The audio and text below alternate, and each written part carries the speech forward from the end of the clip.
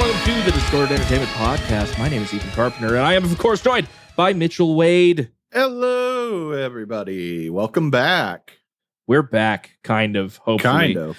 If all has gone well, 2 episodes should have gone up before, well, obviously, they should have gone up before this episode, but those were recorded like over a year ago. Or something. Something like that. I know for one episode I cut out the news segment because there wasn't really anything interesting going on there. So it was just the reviews and our talking of afterwards. And then for the second episode, I did leave some in because we talked about Trevor Sternad. And I figured if we might as well have that there. Jesus, we haven't recorded since Trevor happened? Yeah, we have not recorded since shortly after Trevor died. Damn. So obviously I'm still bummed out about that, all that happening. But obviously, yeah, we have not recorded since then. And we're going to be trying to get back into the swing of things. Not much news today, Mitchell, but that means we can focus a little bit more on either music talks or just our normal how do you do's and things like that. How have you been? Honestly, and this might be a surprise to our fans and everything, what little fans we do have, of course. I've actually been doing fucking well. Yeah. Yeah. Turns out if you take proper medications for your mental health issues, it might actually fix some stuff. I understand that completely. I got put on Abilify, and that has actually helped my medicine a lot. I feel way better than I have in the past couple months than I have in the past year. So that is awesome. I was just about to ask, what medications are you on? But that's kind of a weird question. Hey, I'm fully free to share. So I actually thought for the longest time that I had just depression. Silly me thinking it was just, out of the box depression, not something more complicated. Apparently I have bipolarism. Oh. So I'm taking venlafaxine and Vraylar. Vraylar is for the bipolarism, and I took that, and immediately somebody flipped a light switch, and I went into a manic episode that I hadn't had in years, and then it calmed down, and now I'm normal. Well, that's good, dude. I think I completely forgot about the whole bipolar thing. Yeah. I think a lot of people, including myself at the time, kind of misidentify what bipolarism is, because I always thought it was rapid mood swings and everything. But the episode of The King of the Hill is actually really accurate, where he's either super depressed or super manic. And those are that's the bi and bipolarism, is just switching back and forth between those. And I ran out of the mania and just went on years of depression that kept getting worse. Yeah. Yeah. But yeah. It's ridiculous. I actually go to bed at a reasonable hour. I get to work on time. I actually am able to focus on work. I'm doing things I love. I need to practice my instruments more. I can keep my house clean. I keep up with my cats. I'm reaching out to people. Edit. Nah, I got to work on 3 albums that I keep saying I'm going to do one day. Of course, yeah. But hey, I'm glad you're feeling way better, brother. Yeah, I'm glad to hear that you are too. Guys, a whole new era of this now podcast. I just need to work on the whole fat thing. I had a show yesterday in Illinois, and man, I need to do something about. I need to start doing cardio or something. Because I think when I do a vocal cover, I don't have many issues with my vocals, because I think it's just because I'm not moving around. But as soon as I have a show where I need to move around and be way more active, I have issues maintaining distortion. Hey, maybe you could be like Ozzy and just stand there. People still like Black Sabbath. Well, I could do the whole corpse grinder thing and just power stance the whole time. There you go. I like to move around. But it's the only time I like to move around. Yeah, my body doesn't. I thought I may have had a torn meniscus, but turns out, unless the MRI is wrong, which I kind of feel it might be, I don't. So yesterday I was trying to be pretty cautious with my knee, but then because my knee has been acting up, my right knee has been acting up. So my left Achilles tendon, just right where it meets the heel, has been super sensitive. And sometimes when I take a step or I'm just, trying to move around, it will give out.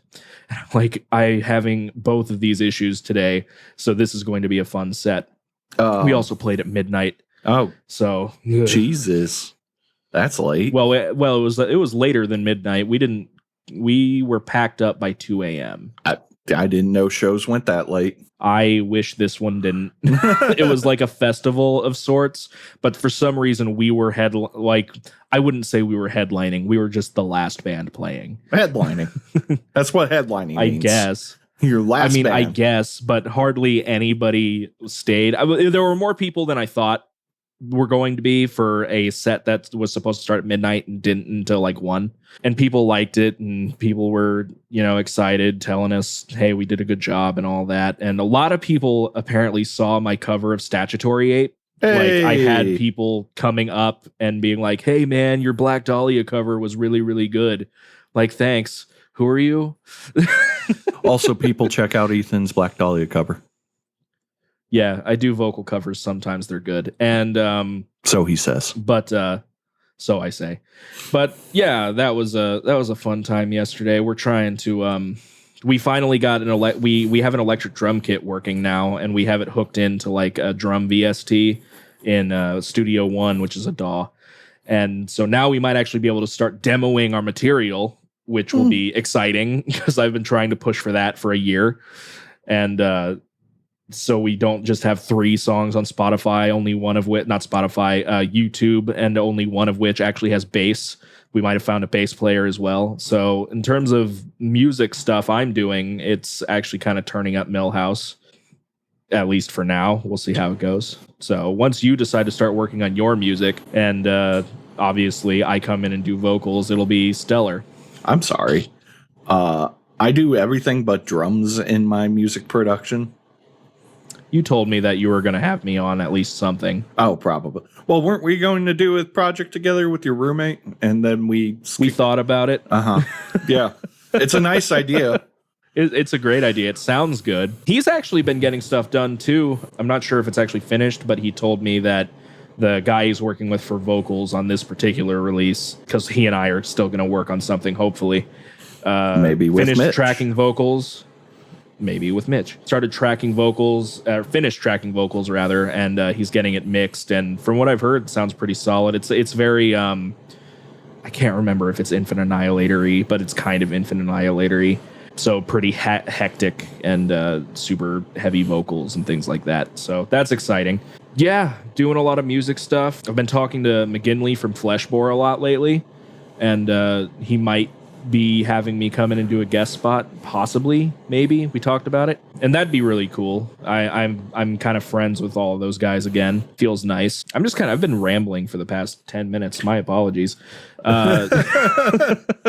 Sorry if you've had anything to say and completely derailed. Forget about me. Like, I don't got nothing honestly, I don't got much in my life going on, really. I feel better, and unfortunately, due to feeling better, I want to do things, but I was so in the loop of not doing things that I'm having to relearn how to do things. Yeah, definitely. So, like, I don't go out.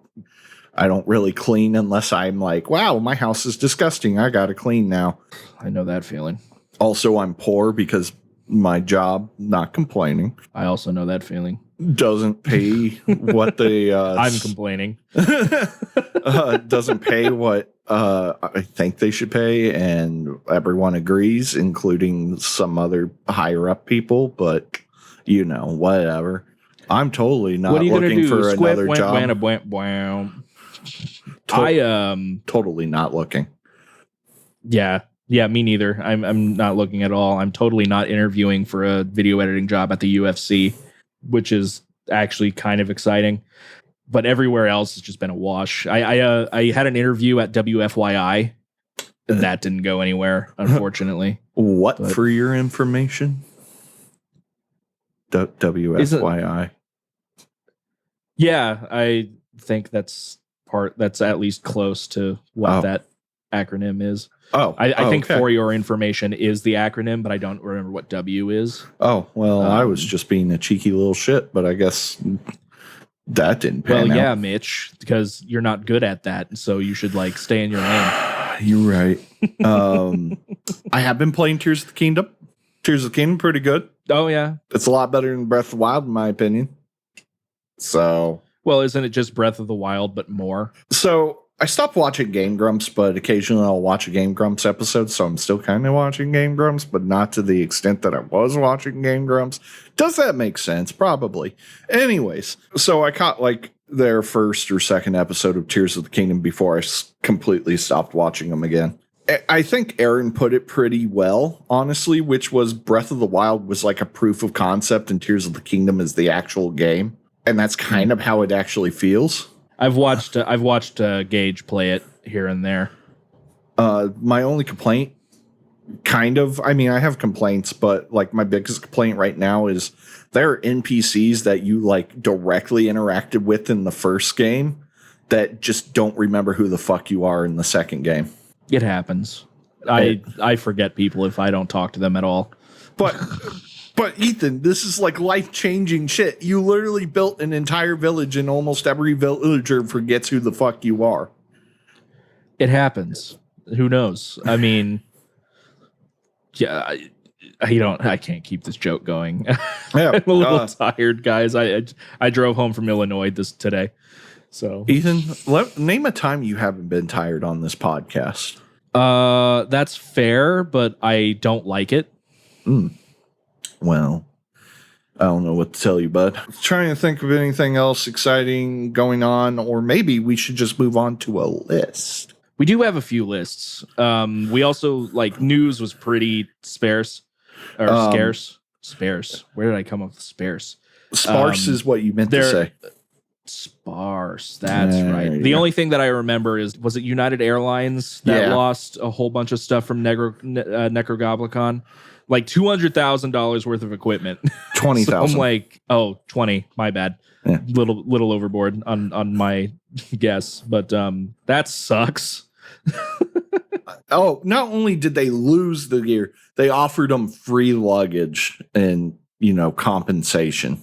Hopefully the luggage was new gear. I think by free luggage they just mean like free luggage charge, but I could be wrong. Either way, not compensated enough. It better be like $20,000 worth of free luggage. They just, hey, here's all the luggage that people never claimed. Go at it. Yeah, go wild. Jesus.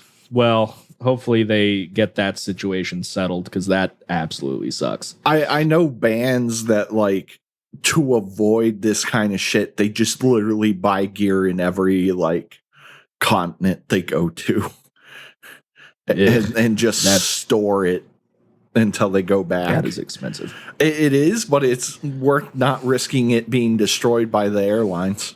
True, I suppose. Especially since some of your fans are willing to store it for free for you. That's also fair. Yeah. At one point, I was talking to the Ocean, aka the Ocean Collective, after they did a United States tour, and I was like, "I'll store your gear for you guys, like no problem." And they're like, "No, we're good now. We actually found somebody else, but thank you." I was like, "Oh man, free gear." Yeah, so we actually have some lists. Depends on what we want to do. We have a few of them, and some of them it's definitely going to be one of those things where it's like we're going to look over this, not know about half of these, and then say whatever, whatever, man. We've done before. It's which one were you wanting to do? We've got give me the options here. Okay, so I feel like we should go over this one anyway. The best rock and metal albums of 2023 so far. Let's go ahead and do that one next. Okay. You were wanting to hear all of the... Yeah, let's hear all of them. Like let's see which way you do. Yeah, I gotcha. 12 lyrical cliches in rock and metal. Could be funny. Like common, could be funny. 12 most beautiful breakdowns in metal. Could be good. Do you think I would actually know any of these, Ethan? You would know all of these. Oh. Maybe -1. -2. Okay. We've got 2 more. 10 death metal bands who have the sickest mosh riffs. Chosen by Creeping Death's Trey Pemberton. I've actually heard of Creeping Death. Creeping Death. I've heard of Creeping cool, Death. actually. I've just never listened to them. Oh, it's not even okay. I scrolled down and looked at the first thing. It's not telling you specific, like, here's a song with the riffs. It's literally just the bands. Let's skip that then. I feel like we need the songs for that. I feel like it, but there are some obvious bands. I'm just going to read the big ones real quick. Dying Fetus, I agree. Sure. Suffocation, I also agree. Yep. Cannibal Corpse, yes. Obviously. And then I don't like Obituary. I don't like Mortician. Devourment, I've actually heard is really good. Skinless, I don't have much experience with. And then there's a couple more that I haven't heard of. I'm surprised Lamb of God isn't on there. Would you call Lamb of God death metal? It's like, their Lamb of God is labeled as the like new wave of American heavy metal. I could see that. They're like a combination of melodic groove. death metal. Nah, it's groove / death, if anything. Groove, yeah, that's better than melodic. That's true. And then the last thing here is 25 legendary metal albums with no weak songs. All right, folks, we got a problem. I'm actually going to move my keyboard. So those of you that have been around for a little bit know that I got another black cat named Succotash, and he's big, and he doesn't know how big he is. I have unfortunately taught him the terribleness of, it's totally cool to lay on top of my desk when I'm playing video games, and it's cute as shit. Like, Ethan can attest to that. Yeah, Succotash is quite cute. But it's a real problem when he jumps up on here and potentially hits my keyboard, possibly losing the entire episode. Yeah, let's not do that. Let's not do that, Succotash. But he's got cute little black beans. Oh, so he's asleep on my desk now. But there was a situation. So we're all good now. So, and then we have the 25 legendary metal albums with no weak songs. Okay, so obviously we're not doing the death metal one anymore. Yeah, I took that out already. So weak songs, I could see us doing. Let's go ahead and do the best rock and metal albums so far of 2023. Sure. Warning, I have not actually listened to most of these, so I'm going to be making off-the-cuff judgments about bands, and if you don't like that, sue me. And please don't sue us. Start off. Please don't sue us. I'm only going to do bands that I have actually heard of or can pronounce their name, so this first one isn't happening. As far as I know, the artist Hardy I thought he was a country artist. I guess country rock, but he's not good. He I believe did a thing for a WWE pay-per-view, and it was god awful. Ooh. Not a fan of Hardy. Sanguiza, I can never pronounce this band's name. Sanguiza Sugabog. Okay. Homicidal Ecstasy. Have you not heard of Sanguiza Sugabog? I think that actually does sound familiar, to be fair. I think you would recognize the name if you saw it, because it has a very particular spelling. I'm actually just going to send it to you here. They're a brutal death metal band, and that's just kind of their shtick. They have no thrills, just brutal death metal. I don't quite understand them. I don't get why people really, really like them. It's not really my sound, but if people dig it, people dig it. It is on here for their album Homicidal Ecstasy, which I heard was better than their first release. Maybe I should check it out at some point. I don't know. In Flames is Foregone. Oh shit, was that 2023? That's 2023, released in February 10th. Yeah, I actually bought that album pretty much immediately as it came out after my first listen. Fantastic album. In Flames is back. It's definitely front loaded though. Like the second half is fine, but the first half is like, just that good old In Flames feel. Of course, then I like Anders the went cover on, art a lot too. The cover art's great. I love how Anders went on to say, we didn't change that much and everything, and there's no reason to say we're not back. And I'm like, brother, no one agrees with you.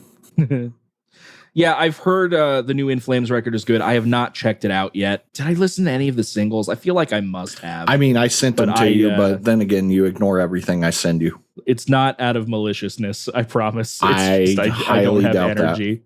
Highly doubt I don't that. have the energy. Godsmack lighting up the sky. One of the best rock albums of the year. Loudwire. When is Godsmack released a best album of the year? And this is coming from a former Godsmack album lover. Like, I used to love Godsmack. I like a couple of Godsmack songs, but I can't. Okay, now when I also want, before like people start booing me, when I said I used to love Godsmack, I was 14, and the only other like heavy metal-ish band that I even remotely listened to, and Godsmack's not heavy metal or hard rock, was Disturbed. I was new to the game. Give me a break. He was a big fan of nu metal. He was the biggest nu metal boy of all time. That's he had not true. The backwards red hat. I wore beanies. Red beanies. They were black. And had Disturbed. He will skin your ass raw. Two. I'm better now. Now I'm a prog snob. It's different. Now he likes nu metal core. I don't even know if I've heard a nu metal core song. Man, I've listened to some, but apparently I don't know what nu metalcore is because I've listened to a band. I was like, this seems interesting. And then somebody said, yeah, it's nu metalcore. I'm like, well, what? You see, I don't get it. It's a combination of nu metal and thank you metalcore. Yeah. And metalcore is just a combination of heavy metal and hardcore punk. I believe is Darko US considered nu metalcore? Hold on, because I think that's one of the bands that they said. They just say metal. It just says metal. Please tell me something other than just metal. It's metal. Specific. It's metal. I'll just be one of those. Genres ruin music. Genres bad. I don't like categorizing my music. It's restrictive. It's all metal. Okay, brother. so they're described, at least for this YouTube video, a reaction review by Oldhead Mike says deathcore with nu metal. The song that I heard, I don't know if I would have described it as that. I liked the song I heard too, and the music video was trippy. But yeah, nu metalcore. Insomnium's Anno 1696. I heard great things. I have not listened to it. I like the singles. Bummer. I have not listened to it either. I need to check out Insomnium. I finally listened to Maestro. Took him so goddamn long. How was it? Well, I finally listened. It was delicious. It was a great record. I told you. Yeah, it was fantastic for Winter Horde. And I only brought that up because I have not dove into more Insomnium yet, but I'm finally diving a little bit more into some of the You dove into some In Flames too, didn't you? Really, it was just Take This Life and then Clayman. I have not listened to much more besides Clayman. I thought you gave Clarity a chance. Not as I may have started it, but I definitely didn't get very far into it. I think I played it while I was driving. It was probably one of those scenarios where you're like, I'll check this album out, and then because the first song is Take This Life, you just kept repeating Take This Life. True. Take This Life is a fantastic song. But yeah, Insomnium, I do need to check that out. You're not going to like this one, Steel Panther on the Prowl. Fucking hate them. I do not like Steel Panther. It's just not my shtick. To be fair, I hate 80s metal in general for the most part. So what a surprise. Oh, come on, Loudwire. On the Prowl is the 6th album from Steel Panther, and if you aren't on board by now, this record probably won't convert you. But that's okay, because the rest of us who don't hate fun and can just sit back and laugh without getting flustered by some silliness and metal have another 13 tracks of raunchy hair metal to enjoy. Hey, I know how to have fun. I like to party. Party.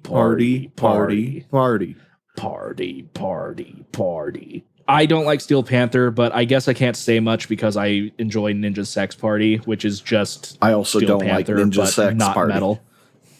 I like Ninja Sex Party. I like Dan. Now, I want to say different. I respect them as musicians. I just don't like the style of music. Steel Panther, I just hate outright.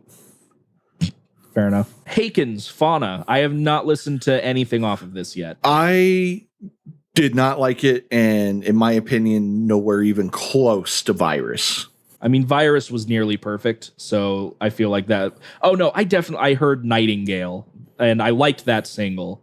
I like Nightingale, but I have not checked it out yet. And to be fair, I need to listen to the record more. I think I've only listened to it like 2 or 3 times, but it's really hard to listen to after the perfection that was Virus. Periphery's on the list. I don't like Periphery. I don't dig Periphery. Although I do dig the I like the album title. It's Gent is not a genre. Yeah, I also don't dig their funny satire. Metal is serious. They did have a song on this record called Zagreus, which actually featured a little bit of a motif from the Hades soundtrack, which I thought was really nice. The problem is it's like 6 minutes into an 8-minute song that is boring otherwise, because Periphery is boring. Sorry. Just not a fan. I've tried. I just can't get anywhere with them. Obviously, one of the big ones, Metallica's 72 Seasons. This one I have listened to, shockingly. It's fine. When I first heard it, I thought it was awesome, but I've kind of I've come to my senses. There's nothing particularly bad about the record. It's a little bit over bloated, like a lot of their more recent albums are. The songs are a little bit too long. Maybe some of the tracks could have been left on the cutting room floor. But there are some good tracks. I really like You Must Burn. Lux Eterna is still a banger of a song. I did not like the closer, and people were freaking out about the closer because it's Metallica's longest song. Problem is it's repetitive, and if you cut out some of the repetitions to make it more tolerable, it wouldn't be anywhere near 12 minutes long. So that's that. The song's called Ina Mortada. If you have any interest at all, it's probably worth at least one listen. It has a number of good tracks. I think James sounds great in it. I think he's sounded the best on this record than he has in a long, long time. But everything else, just kind of meh. It's just kind of meh. Hardwired is a better record, I think. No, or maybe not. I don't know. I'm not going to answer this question right now. I would have to think about it more. But yeah, Metallica. I enjoy Metallica, but maybe not all of this record. And then, of course, my biggest listen, at least at first for this year, was going to be Cattle Decapitation's Terracite. That came out in May, and I like it, but it is kind of I think it's time for Cattle to maybe seek out a new producer or a new mix engineer, rather, because as much as I love Dave Otero, this record I think they're starting to get into Slayer syndrome, where it sounds very much the same as the last few records, which means it's not bad, but it definitely doesn't stick out as much as, say, a Death Atlas or an Anthropocene Extinction or a Monolith of Inhumanity. It has a few standout tracks. The closer doesn't grip me as much as any of those other albums' closers that I just named. I believe the closer is Just Another Body. But then you have other songs like Scourge of the Offspring, which is awesome. We Eat Our Young, of course, was a banger of a first single. And then one of my favorite songs on there is And the World Will Go On Without You. Has a nice breakaway for Travis's like melodic vocals. Yeah, Terracite. It is good, but I think unless if they're just content with kind of making the same album over and over again for the rest of their career, maybe it's time to check out a new mix engineer, somebody that can change up their sound a little bit. Have you checked any of Terracite out? I have not, except for the singles. Yeah, I was excited for the record. It didn't disappoint, but I am definitely hoping their next record does something a little bit new. There's this like weird balance that I feel bands have to maintain. Like you don't want to go too new, but at the same time, you don't want to keep doing the same thing over and over again because, like, okay, for instance, not hating on them because I love the Black Dahlia Murder, but I know what Black Dahlia Murder sounds like. Every record pretty much kind of sounds the same. Some are better than others. For instance, there are people that really like Eppur Black. I'm not a fan of Eppur Black. And I recently listened to it again. Now, to be fair, there are tracks on Ever Black I like, but looking at it as an album whole, I prefer Nocturnal, Nightbringers, and Deflorate a bit more. Nightbringers do be a great record. Nightbringers, I think, might be their best record besides Nocturnal. Yeah, definitely. I'm hoping Cattle can do something a little bit new, at least just to make the next record they do a little bit more interesting. Sure. But, who else if is they on put this out... list? Sorry, didn't mean to interrupt. No, you're good. If they put out Death Atlas 3, or Anthropocene 4 or whatever, it's not going to be a bad record. So I could take it or leave it, I suppose. Everybody freaked out about Sleep Token. I don't get it. That's Sleep Token. It's like Deftones for me. Like, everyone freaking loves Deftones. Everyone loves Sleep Token. A lot of people like Ghost. And I even gotten a little bit of Ghost for a while, but I just don't get the hype of these bands. So I've heard Sleep Token before. When I was hanging out with my old roommate, Jake, he played some when we were driving somewhere, and I didn't hate it, but it wasn't something that I'm like, I need to check out more of this band. Yeah, it doesn't sink the hooks in. Exactly. Like, I could probably listen to this record. I probably wouldn't hate it. But of course, Fantano hated it, so I have to. Oh, and if Lord Fantano hates it, no. Take Me Back to Eden. I've heard people say it's excellent. Maybe at some point I'll take the plunge, but today is not that day. Avenged Sevenfold. I've heard this record I've heard a couple people say it's wonderful, and then I've heard other people say it's hot trash. I have not heard anything from it, so I don't have an opinion. I just we're talking trash that like stewed for days. Yeah, terrible. Damn. I've heard that people are like, yeah, this is a objectively terrible record. So I don't know what people are freaking out about. I have not checked it out at all. And maybe, again, I'll try it. The last Avenged Sevenfold I've listened to was, I listened to all of The Stage, I think, which was their 2016 album. And it wasn't bad. I think Avenged is just, I don't think Avenged is a band that can be like overly offensive or to the ears or anything. I think they're fine. I don't think they can be hot garbage, at least for the most part. His voice gets a little bit grating after a while, but they're definitely not the worst band I've ever heard in my life, especially for popular metal. But do you have an overall opinion on Avenged Sevenfold? I liked them in high school. I kind of grew out of them. I agree with you that his vocals just get a little grating after a while. It's not that he's a bad vocalist or anything of that. He's just got a style that kind of gets old hearing it the entire time for like an hour. I have nothing against them. I don't like them. They get people in the metal, so that's cool. Other than that, like, it's not my thing. Oh, and people that worship them scare me. That's fair. They were my brother-in-law's favorite band for a long time, which I didn't get, but I guess it is no longer his favorite band. So that's shows personal growth, and I'm happy for him. And I don't know who Jelly Roll is. I don't think I want to know who Jelly Roll is, but apparently they have a top album. Apparently it's another country rock album that is David Draymond approved. So I never want to know who Jelly Roll is ever. So, and then the last one on this list, it's not the last one, but the last one I care about on this list is New Queens of the Stone Age. I have not listened to it yet, but they put out a new record. They missed Bell Witch. It was such a good record. Oh, yeah, there was no Bell Witch. I skipped over like Paramore, and I think there was a Fall Out Boy mention on here. But yeah, I did not see Bell Witch. When did it come out? This year. Well, so did it come out in June or July? Because their cutoff was June 16th, apparently. I think it came out last year. I would have to look. Or last month. Bell Witch. Give me 2 seconds.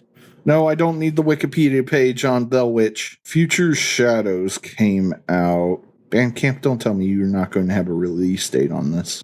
April. Okay, so yeah, they snubbed Bell Witch. They snubbed Bell Witch, damn it. Everyone knows how much I love Bell Witch. I never shut up about these fuckers. Yep. So those were just a handful of what Loudwire considers to be the best albums released, which I think they just... As always, Loudwire doing 10 out of 10. Fantastic. Great job. God's work. Godsmack's work. Godsmack's work. I think they literally just name every release from a big band. It's not necessarily the best. I think it's just, here are the big albums that got released. Would you call Haken a big band? I mean, they're popular-ish. They're big-ish. I wouldn't say they're a small band. How many? Oh, I don't have Spotify up. I was going to say how many albums do they have? Haken Spotify. I was going to say how many listeners do they have? Like monthly listeners on Spotify. I'm going to go check because I have the technology. We have the technology. Basically 220,000. Is that a lot? It's not a small amount.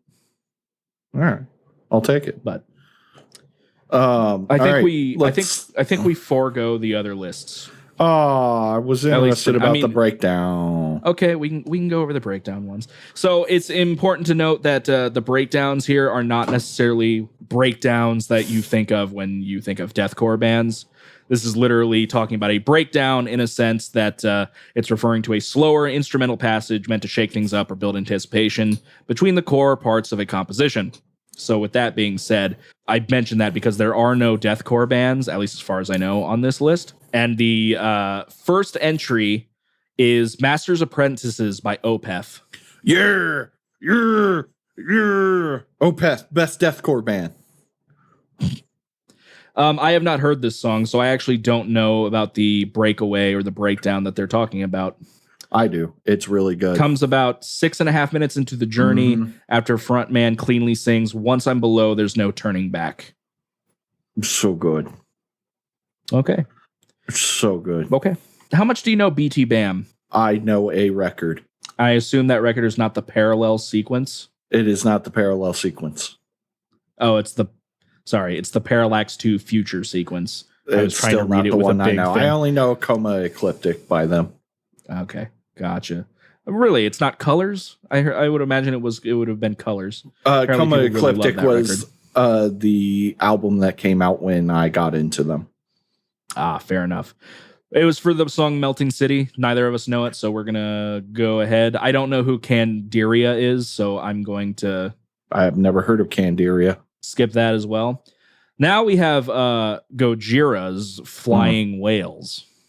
What time point are they saying? Is it when the whales go away and the music comes in? No, it's so now I can see the whales looming out in the dark. That part of the song, which I can agree, that is if we're calling that a breakdown, that's a very, very cool part. It's about halfway through the song. It definitely grabs your attention. So definitely. Flying Whales is just a great song in general. The album is fantastic and perfect. It is perfect, even though I still don't think I've actually finished it. I don't know how that's even fucking possible. I don't think I've listened to From Mars, Too Serious, or Global Warming, or at least those not three songs in a full are setting. So good. I know. I'll listen to it at some point, especially since From Mars to Sirius is technically one song, just two parts. Okay, I gotcha. This next one's actually off of From Where Owls Know My Name. Oh, sweet. Silent Life. Hey, you guessed it. Yes, it was. It's on Silent Life. It was either going to be that or the title track, one of the two. And so I don't know this song off the top of my head, but it's at the part where Jake Diefenbach roars, I'm quoting, "I hope that you remember." And then the song becomes very easygoing with atmospheric keys supporting the mournfully bluesy guitar licks and saxophone counterpoints. I do need to listen. I actually need to listen. I've listened to Where Owls Know My Name. I need to listen to it again because I don't remember any of it. Also 10 out of 10. I'm just looking through the other ones real quick. Up next is Master of Puppets. You know the part. It's where it breaks away into the clean arpeggios. I don't think we need to spend too much time on this one. Metallica, the head of deathcore. Yes, Metallica is my favorite deathcore band. Unironic death metal growl posts. Sleep Token, don't know the song, so I can't comment. Don't care. I also don't care. Mastodon. Ooh, what record? Emperor of Sand. Oh, I fucking love that record. Think you can guess the song? It's been a while since I've listened to that record. Sounds like you're a poser. I am a poser. Well, It's, currently, for anyone that gives two shits about what I do musically in my life, which I doubt anyone does, but I'm currently going through all of my music that I have and like alphabetically. So far, I am in the B's. Jesus. I have 52 gigs worth of music. Jesus. That's so much music. It is. It's the song Precious Stones. I would have to hear it. Okay, well, if anybody else wants to hear it. Give me a sec. What's the limit of like before copyright? 10 seconds, right? Something like that. Okay. I should be able to identify it within that time. Yeah, it's him shouting, "Don't waste your time if it's the last thing you do." Oh, this song. Yeah, it's good. It's good. I know what breakdown they're talking about. It's fantastic. Sweet. Really sets the mood. Okay, we have a few more, one of which I haven't heard of, so we're probably going to skip past it. But up next is Tourniquet. Let's see if I've heard of it. Oh, fair enough. Up next, though, is Tourniquet by Tesseract. Oh, Tourniquet's a great song. I think that's the song I know. Hold on. It is not the song I know. I've heard Tesseract's great. I need to give them more of a chance. It does not say where the breakdown they recently released a single like last Thursday. It's fucking fantastic. I might have to check it. I will send it to you. It is specifically heavy. the closing segment is a heavenly coda led by Amos Williams, desolately bouncy bass lines, and Jay Pastone's grippingly jagged percussion. Moody ambience floats beneath them, and eventually biting guitar chords amplify the somber forcefulness, cementing the grief-stricken allure of the finale. Yeah. Okay, so it's a breakdown near the end of the song. I gotcha. Have you heard of the band Alcest? Yeah, they're a French black metal, progressive black metal band. Okay, I cannot. I'm not even going to try to pronounce this. What album is it? Kodama. Oh, fuck. That's the only album I have by them. Okay, it's this song. Give me Je suis de l'heure. Guys, we speak French, we promise. I listened to Gaerea once. I speak French. I have not heard of this band. I have not heard of this band, but it seems interesting. I like the cover.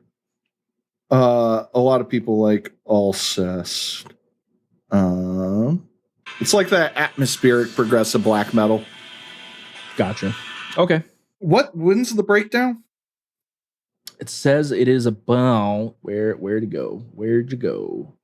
It definitely said where it was. About 4.5 minutes in. All right. Oh yeah.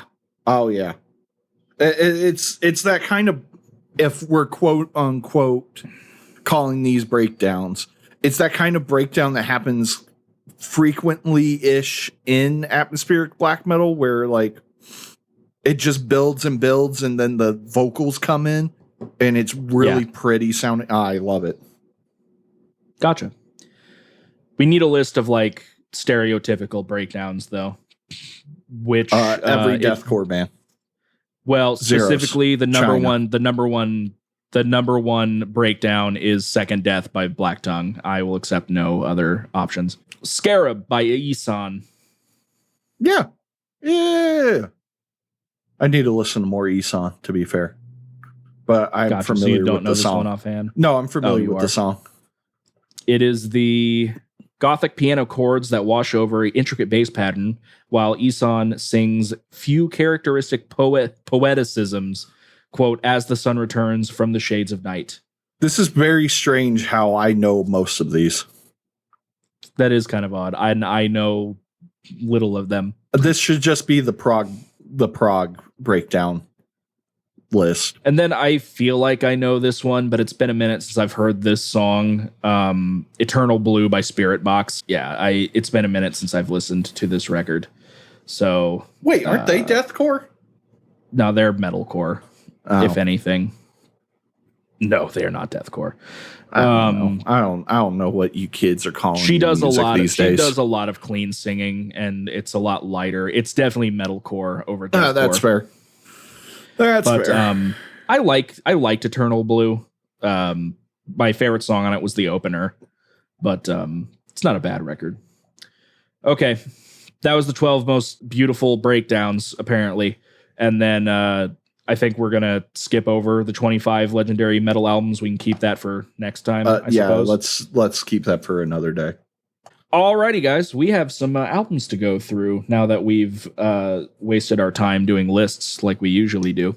Mitchell, yes, what did I give you over a year ago? Jesus, man, I don't know. It's only Gaerea's Limbo. Yes, I believe it's Gaerea. I believe it's Gaerea. It could be Gaerea for all I care. I don't know how to pronounce it. They're from Portugal. Don't know if it's a Portuguese word. And either way, it's some very tasty atmospheric black metal. Potentially some of my favorite atmospheric black metal. I really fucking loved this album to the point that I immediately pre-ordered their new album, which has come out already, by the way. Yes. Remember, been like a year-ish. There's something, like, I don't like black metal. I really have never liked black metal, but there's some about atmospheric black metal that just hits that emotional, like, love of music where it's like this weird, like, dissonance, but also beauty. Bands that I think do it really well: Abigail Williams, Death Heaven, Gaerea. It's such a lovely record. It flows really well. It's heavy. The vocals just kind of are bathed in like emotion. Like you could really feel like the melancholy and sadness in the vocals. Everything is just absolutely perfect. I like their new record Mirage more than Limbo, but Limbo was a solid. Oh, really? Yeah, I think Mirage really hit me well. Mirage. Mirage really hit me well. I have not listened to that yet. I need to. It's so good. If you liked Limbo, you'll love Mirage, I think. Okay. It's just, I mean, I can't give enough good words. This is possibly one of the best records you've ever given me. Which is impressive because I've given you nothing but 10s. Wow. Disco Volante and Dying Fetus would like to speak to you. Yeah, because those were 11s. No, they were not. I mean, to also be fair to Ethan in terms of like picking this, he chose a genre that I assume you knew I liked quite a bit. Not offhand. I chose it because I had a list of things to give you, and I was listening to it that day, I think. I constantly see an article that I think it's by Metal Injection, and it's like, Sleep Token will be your new favorite mass metal band. I was like, no, it won't. That's Gaerea, damn it. And it's only Gaerea. I don't want that to be a category of metal. Masked I really metal. don't. Masked metal. No, thank you. Because then I have to think about Mushroom Head, and no one wants to think about Mushroom Head. That's true. Mushroom Head isn't real. Slipknot gets grandfathered in, but Mushroom Head, no, we don't accept Mushroom Head. Yeah, I was a huge Mushroom Head fan, by the way. Oh, of course you were. I didn't like Slipknot, but I liked Mushroom Head. You were in the minority on that one. Yeah, when it comes to Gaerea, I have not listened to them in a hot minute, basically since I gave you this record. I don't know why. I remember like listening to Limbo on repeat for maybe a week. Yeah, that's basically where I was. It's very, very good, and everything you said applies. It's got this heavy, melancholic feel. My only complaint at one point was there's something that the vocalist does every now and then where I definitely think it's to portray emotion of just despair, but it's like he halfway gives up on a scream, so it kind of does that almost sobbing sounding like yell while he's doing his vocals. I cannot do a good rendition of it to show, but do you know what I'm talking about? Well, I just did it like twice. Was that not accurate?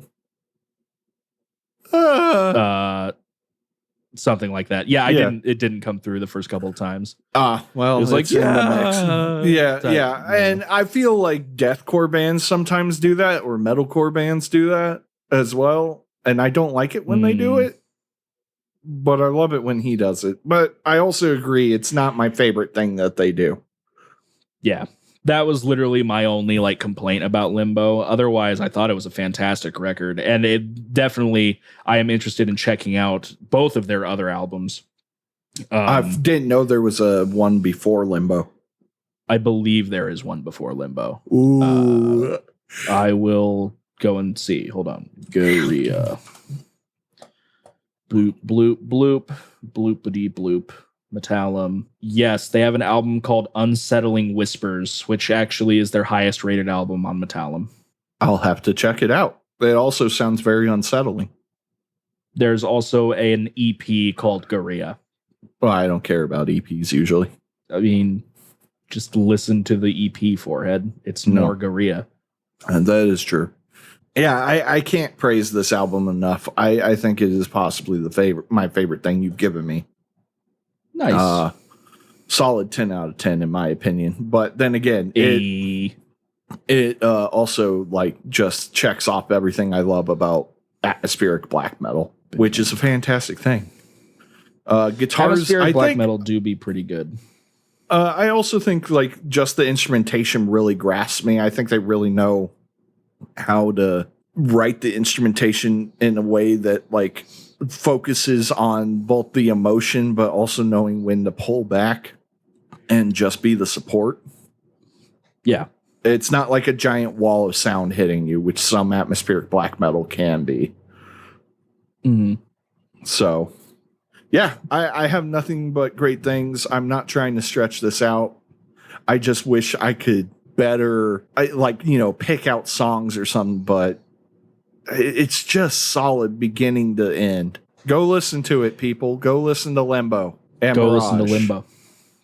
And Mirage. I do. Maybe I'll listen to Mirage this week. Or Unsettling Whispers. Just listen to their entire discography. It's more Gaerea foreheads. Yeah, exactly. Okay, yeah. So I gave him Gaerea, and he gave me a band out of Germany called Haggard. They are they apparently were progressive death metal early on, and now they're categorized, according to Metallum, a classical, orchestral, symphonic metal. Yes. I would add death metal in there. Also, I wouldn't choose classical. It's more like a Renaissance era. I would agree, but whatever. This particular album, I'm gonna try. It's called Eppur Muove. Sure.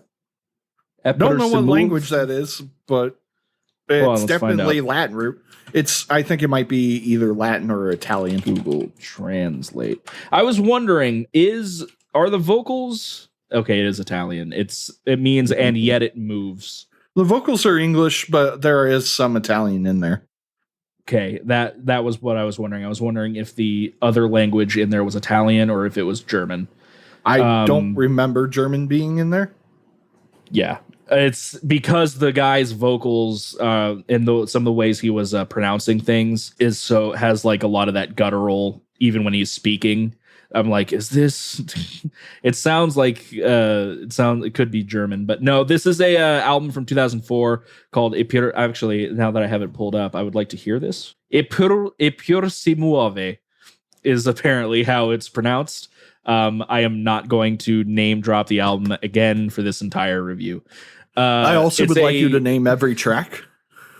Oh God, I cannot do that. When I actually took notes for this, and the only songs that I have named in my notes, other than first song, second song, is Of a Might Divine and The Observer, which are the only two songs that are named in English. So yeah, this is a 9-song album, and so it's 9 songs, but there's 10 tracks. Allow me to explain.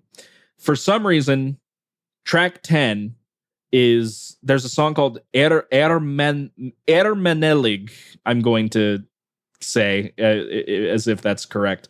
That's track 6, but on track 10 they have Ermenelig short version, and it's weird because that version is longer than the version that came in at track 6. Track 6 is 450 and track 10 is 610. Don't know why it's called the short version. But that being said, what do I think about Eppur si muove? Muove. You said you weren't going to name drop it. You fucking lied. I was going to try. I am a liar. I tried. So I am not as conflicted as I used to be, though there is some confliction here, as I think the record is really good for the most part, especially because the orchestral pieces and the operatic vocals absolutely sing their way through this whole record, and it's very, very, very pretty. But then once you get to the metal parts, I think I disliked the metal parts. I think I liked everything but the metal parts. Not in terms of instrumentation per se, but the harsh vocals. I could not stand half of the harsh vocals. I don't hate them as much as I did, but I think it's because that it's just there's this tone that they have, and I think they're inhales. I think he's doing inhale vocals, at least partially throughout this record. And I say partially because there are some parts where I'm like, maybe that could be exhaled and is maybe just has a really, really airy growl. But if you want to pull up a song, I actually have a timestamp in Of a Might Divine where I listened to it and I'm like, that is definitely an inhale vocal. And I just cannot stand the tone of it. It grates on my ears. If you want to listen to it, it's 246 of a Might Divine. But I did go through and write notes. Basically, a lot of the notes are coming from like the first song. I think this first song is a little too long. I disliked the harsh vocals, but the choral and the chorus, I can't talk. The choir and operatic style vocals are nice throughout the entire song. I just think it's a little bit too long. The second song is a instrumental, and it's a nice breather, but I wasn't sure if it needed to be there. There are a couple of those on this record. More of the same, which can be another critique. I think a lot of the, even though they're good, I think by the end of the record, a lot of the orchestral parts start bleeding together. And I don't know if it's because there's a reliance on the violin or the cello, whichever one is being played at the time. I just don't know the ranges off the top of my head. And it just kind of, it starts to feel a bit samey once you get to the title track, which is the final album, or it's the 8th song on the record. The 9th is another instrumental outro. I liked this record for the most part, but that the harsh vocals do end up knocking a little bit of enjoyment out, including at one point during Of a Might Divine. Just to give you a little bit of a look into my note writing process, I wrote down at the time, I don't know if his harsh vocals are what is making my stomach hurt, but I'm going to blame them. I had a tum ache when I was listening to the record at work. But also the intro of the song Of a Might Divine reminds me of RuneScape, which can't be a bad thing. I mean, that's actually what I want from that record, to be fair. When I say Renaissance, this record really makes me think like knights and kings and castles. Definitely. I definitely agree that a lot of the musicality is Renaissance-esque. But we have the issue of the vocals, in my opinion, dragging the record down a little bit. I would probably end up saying originally I was going to give this record a 4, which I thought was really, really harsh, because after I've listened to it twice over the past couple of days, and I'm like, that's not right. I definitely like it more than I dislike it. So I'm probably going to end up giving it like a 6.5. I'll take it.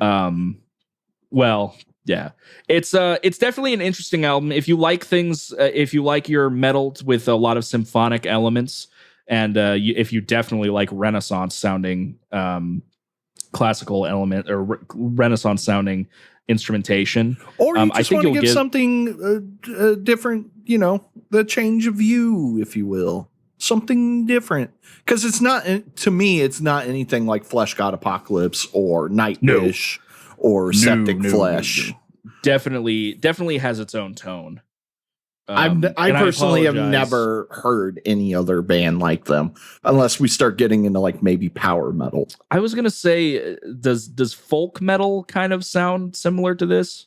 I mean, I argue that folk metal is more about traditional folk instruments of like the country of origin. Like one that I always like to give an example of is Eluvite, where they utilize a hurdy-gurdy, which is a traditional Nordic instrument. I do love the hurdy-gurdy. Yeah, thank you for chipping in though, because I started to feel bad. I hate when I start talking in circles and I don't have like the words I want to say for a review, because I feel like I was starting to flounder in this one. It's just weird for me to try and word it. Other than like, I like all of the instrumentation. It's literally just the harsh vocals I just did not dig, to the point where I think my favorite song I think is what was it called? Helig Air Manalig, which is the I really like tone of the woman singer in the beginning. Mm-hmm. Also, I want to point out that unlike Flesh God Apocalypse and Septic Flesh, well, more Septic Flesh than Flesh God Apocalypse, all the instruments you hear are actually a part of the band. So they're not like borrowing they're a huge symphony. Band. Yeah, well, no, they're a lot smaller than you think because they're not a full symphony. They're doing the Renaissance / Baroque where it was like ballroom music size. So you might only have like one or two violinists, a viola player, a cello, a bass, maybe one or two woodwinds, an opera singer or two. Fair enough. And a harpsichord player. This is one of the few bands that I will say utilizes the harpsichord a lot. I don't know if I know what it sounds like off the top of my head. It's the thing that sounded like a piano, but it's plucking instead of using a hammer. Okay. Yeah. I gotcha. Yes, I'm hearing it now. And I do want to highlight just like the album has very, very, very beautiful and pretty moments throughout. In the title track, it's another instance of an operatic woman singer saying, "I love the line, the God end this suffering." It's just very, very emotional. And I actually I really enjoyed those parts. If there were no harsh vocals on this record, if it was just all sung, I think I would have given this like an 8 or a 9, but it really drags it down for me, unfortunately. I get it. His vocals are definitely not my favorite. Do they sound like that on all of their stuff? I think so, yes. Interesting. Oh, wow. I clicked on their on the current lineup members tab on here, and there's still way more than I would have thought. There's 2 cello players, 2 flute players, keyboards, piano, organ, harpsichord, 2 viola players, 1 violin player, soprano vocals, 2 tenor vocal, 3 tenor vocals, and a bass player. I think there's like 20 people here. Yeah, I mean, it's not a small band. Definitely. This is like Slipknot times 2. Nobody makes fun of Haggard for being a large band. They also haven't put anything out since 2008. I don't know. They like tour here and there, but that's about it. Gotcha. That says they're still active. Like I said, they tour here and there, but that's about it. Yeah, I think I would give this record a 6.5, maybe a 7, a light 7. I'll take a light 7 any day. It's good. And I think if you're interested at all, you should probably check it out. It's definitely worth one listen at least. I really, really dig the beautiful parts. And then the metal was just kind of But, that's kind of the beauty of metal music and stuff like this anyway. Maybe sometimes the orchestral parts are all you need. Which is odd because then I try to listen to the Septic Flesh versions that are just the symphonies. And I'm like, it's not enough metal. I need the growly growls. Man, speaking of which, while just symphony, I think it would still fit. I really like his voice. I listened to, or I actually watched about half of that live Septic Flesh show. I forget the name of it. It's something in Latin, I'm pretty sure. Yes, but it was actually excellent. I thought it was great. It was the first time I heard the song Communion, and I think that's my new favorite Septic Flesh song, even though it reminds me of the Meow Mix jingle. If you've never heard it, go listen to it and think of the Meow Mix jingle, and you won't be able to listen to the song anymore. Oh my God, it is.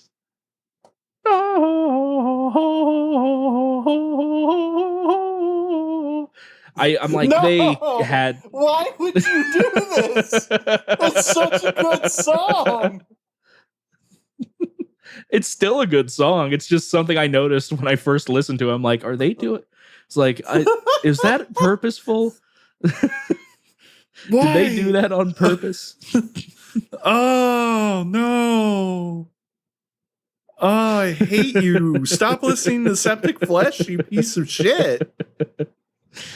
Oh man. Yeah, so that was fun to do. I actually showed it. I showed the song to one of my coworkers who doesn't listen to metal at all. And I showed it to him and he was like, does this sound familiar to you? And he's like, it kind of does. And I did the Meow Mix jingle. It was like, oh wow. I'm like, oh man, yeah, that was odd to find out.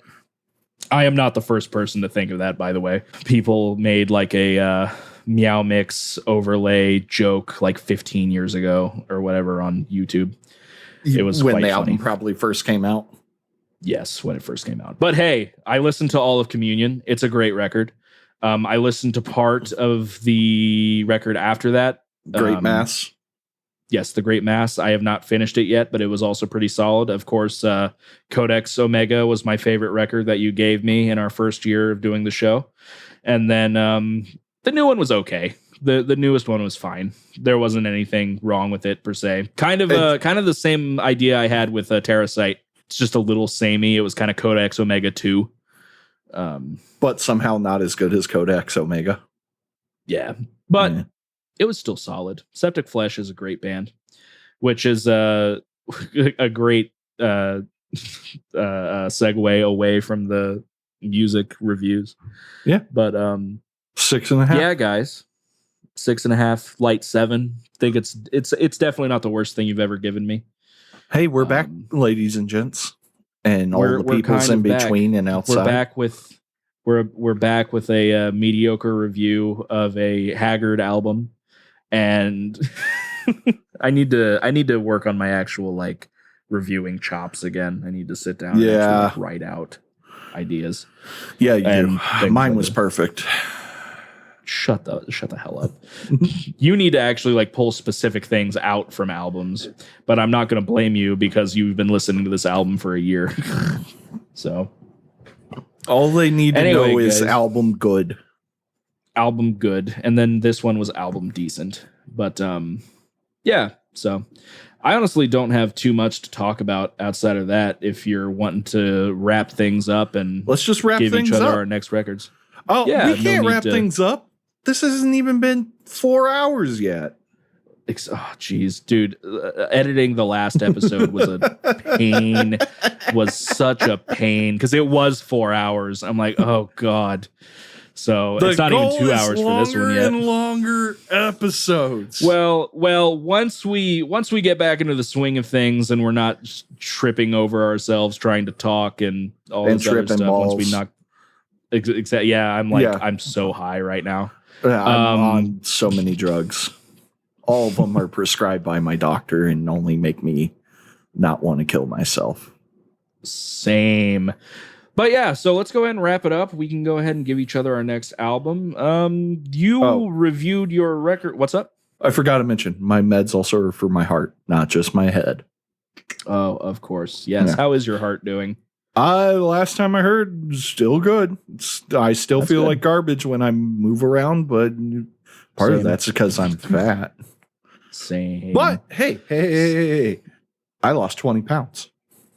That is exciting. I wish that my insurance would allow me to be on Ozempic because it's literally the same drug as Wegovy, but you can't get your hands on Wegovy right now. So now I'm on Saxenda, which I haven't started yet because you have to buy your own needles for it, which is stupid. So I'm going to start that tomorrow. Yeah. So let's go ahead and wrap things up, Mitchell. It was good. It was good distorting entertainmenting with you again. Yeah, it was good. And we have before albums to bedtime. give each other. What's up? And before bedtime. That's right. I'm not bedtime. like, I'm only normal exhausted and not anything else.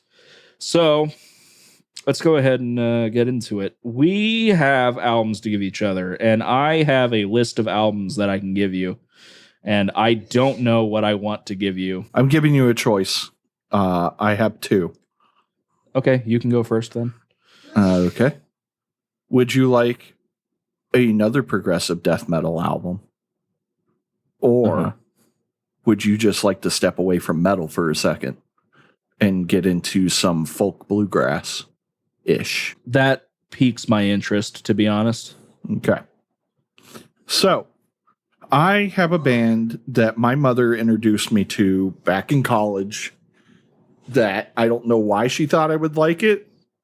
Don't know what made her go, my son that really likes metal and classical symphony is going to love this. But she was right. It is one of my favorite bands, not just like favorite non-metal, one of my favorite bands. So if you hate it, I will be crushed. I'll do my best. We can't have another ulcerate incident. Well, if Ulcerate would make good music, I wouldn't hate them. Wow. So the band is called Brownbird. And the I'm song smiling right now, by the way. Yeah, Brownbird? I figured. Okay. Brownbird, and the album is called Salt for Salt. Brownbird, Salt for Salt. I can talk about the tragedy of it later. Okay. The band makes me sad sometimes. Jesus. The album costs $50 on it's Discogs. Never mind. It must be kind of rare to get. Yeah, they don't sell their albums anymore. Okay, I gotcha. Okay, Salt for Salt, or rather, by Brownbird. I will tell you this: they are a married couple. Okay, so that just letting you know it's two people and they're married. Okay, noted. So it's not like a full band. I have that. Okay, sweet. I will give that a listen then. I have it saved right now. Actually, let me make sure it's on Spotify, because if it's not, I'm going to have to check it somewhere else, which I've not had to do yet. Brownbird are on Spotify, and the album is on Spotify. Cool. We're good. Are all the songs on there by chance? Just want to make sure. There are 11 songs. Yep, we're good. Cool. It sounds like it's about to start storming. Nice. Okay, with you, I don't know what I want to give you, because I could also step away from, it's not entirely away from metal, it's more going into like rock. Or I think the last time we recorded, I gave you a choice between Tech Death and Gaerea. So how about this? I will give you okay, here we go. You have a choice between a classic death metal album or something a little different, and we'll go with a groovy kind of groovy southern-ish rock. Is it Leonard Skinner? It is not. It is not. It's actually a good band. But Freebird. Did Leonard Skinner do Freebird? Yes, he did. I couldn't remember. Or they did. Whatever. It's not a man. Is Leonard Skinner a man? No, it's a band. Oh, okay. I don't know. Back in the fucking like 60s, 70s, people were obnoxious and confident enough in themselves to just name their bands after the person that sang. Yeah, not in their case. Okay. You know what? We're doing something a little different. Let's do something a little different here. We haven't done this since you gave me Ace. Yeah. Gotcha. Yeah, have you ever heard of the band Clutch? Yeah, I know Clutch. Do you have experience I haven't with listened. them? No, I haven't listened to a single one. I just hear about them here and there. Okay. They used to be a kind of a weird rock band, but they kind of, instead of doing that, they kind of went into a route where all of their albums kind of sound a little different. They used to tour with Primus all the time, if that tells you anything, but the album I'm giving you does not sound weird at all. God. So no, it's not that. It's not. I mean, no, it's not. It's not weird. I'm going to give you the album Blast Tyrant by Clutch. Actually, let me double check if that's the right one, but I think it's going to be Blast Tyrant by Clutch. I don't know why I think every time I hear Clutch, I think of the guys that did the song I'm Going to Take You On. Do you know what? I don't know that one. Give me a second. God, what is that song? Who am I thinking of? They are not a well-liked band, but that song was really popular. And by the way, yes, Blast Tyrant by Clutch is the correct album. Okay. Headstrong by Trapped. I don't know why every time I hear Clutch, I think Trapped. That is odd. Yeah. That is very odd. That's why when I first saw that Clutch was popular, it's like, this doesn't sound right. It doesn't sound right at all. So yeah, with this record, just be careful. There's also a version that has an additional 10 songs on it. So just look for the original version. So if there's like 50 songs, don't listen to it. Correct. If there's 25 songs, don't listen to it. Yeah, Blast Tyrant by Clutch, and Brown Bird's Salt for Salt is going to be the topic of our next episode of Distorted Entertainment. Hopefully we're on a actual release schedule. Regular-ish schedule, yes. That'll also depend on how my I'm part of a new YouTube channel. Obviously, that's brand new for the show.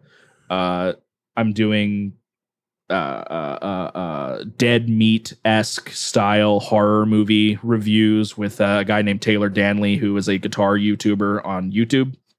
And we're doing relatively well. It's if anybody's interested in checking it out, it's Night Circles at Night Circles Horror on YouTube.com. And it's fun, but so that, you know what that means, everybody? That means that you should expect 2 episodes a week from us. Jesus. No, that kind of takes priority just because that has the potential to actually make me money. Excuse me. What about all the sponsorships that we've declined from Raid Shadow Legends? We have not received one. We have not received one of those yet. At this point, I know I said at one point in a earlier episode I would never take a Raycon sponsorship, but hey, Raycon, if you're hey Raycon, we've changed broadcast. If you're wanting to broadcast to 20 whole people from around the world, mind you, but mostly in France. Oh man. But yeah, guys, so we're gonna talk about a couple of different records. Not gonna be totally metal related next time, and that is exciting, and I'm excited to be back, and hopefully we'll stay regular on this one. Both in bowel movements and in podcasting. Definitely. Always eat your fiber. Thank you guys for tuning in to the Distorted Entertainment Podcast. My name is Ethan Carpenter. I'm joined by Mitchell Wade. If you like the show, you can find us pretty much anywhere you can get your podcasts at. You can actually rate us on Spotify now, so if you would like to do us a solid, do that for us. You can find us on Facebook.com and Twitter at DistEntPod. That's DISTENTPOD. And all of our socials and things will be in the description of the episode. If I do have a song or something to play at the end, I will add it in post. Thanks if I did that, and shut up if I didn't. And I will. We will talk to you guys later. Thanks for tuning in. Thank you all. Bye. See you.